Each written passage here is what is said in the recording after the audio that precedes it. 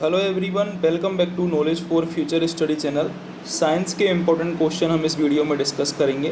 पहला क्वेश्चन है, मानव शरीर की सबसे कम जीवन काल वाली कोशिकाएं कौन सी होती हैं?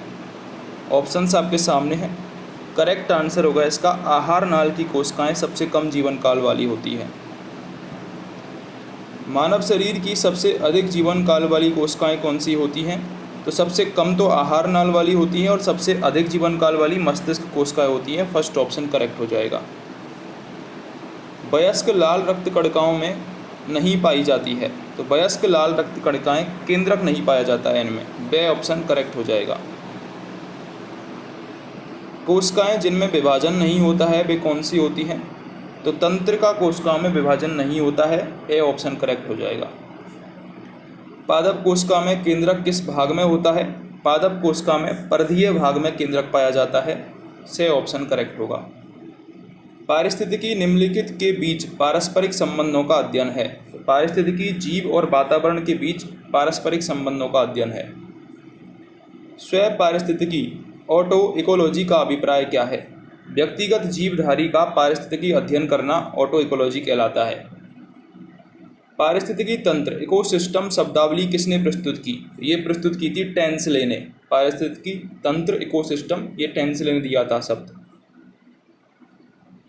किसी पारिस्थितिकी तंत्र में ऊर्जा का प्रवाह के बारे में निम्नलिखित में से कौन सी श्रृंखला सही है? तो ऊर्जा का प्रवाह उत्पादक से उपभोक्ता और फिर अपघटक में होता है। निम्नलिखित में से कौन सा एक परितंत्र शब्द का सर्वोत्कृष्ट वर्णन है?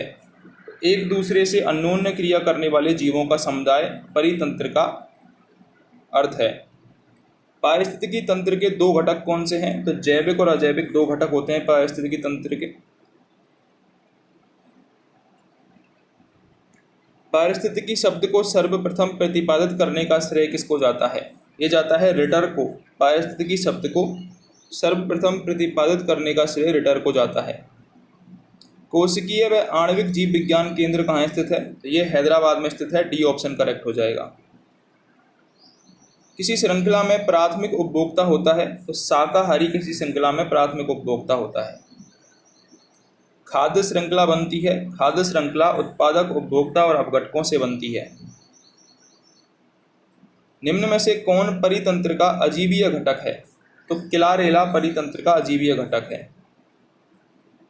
निम्नलिखित में सबसे छोटी कोशिका कौन सी होती है? माइकोप्लाज्मा, ये सबसे छोटी कोशिका होती है। कोशिका के बारे में निम्नलिखित में से कौन सा सही नहीं है? कोशिकाओं के आकार और आमाप विशिष्ट कार्य से संबंधित होते हैं, ये सही नहीं है।